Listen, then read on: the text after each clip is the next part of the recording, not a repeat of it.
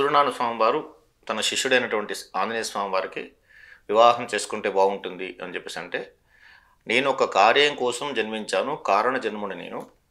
ఆ కార్యం పూర్తయిన తర్వాత నేను మళ్ళా ఉండను. కాబట్టి నా కార్య నిర్వహణ కోసం వచ్చాను కాబట్టి నాకు ఈ జన్మలో పెళ్లి లేదు, నేను చేసుకోను అంటాడు.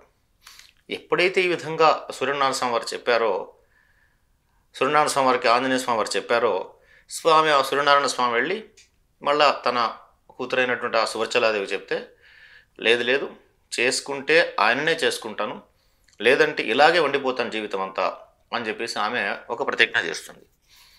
ఎప్పుడైతే ఇలా ప్రతిజ్ఞ చేస్తుందో ఆయన కొంచెం మనస్సు బాధ అనిపించి మళ్ళా వచ్చి ఈ ఆంజనేయ స్వామివారికి చెప్తాడు.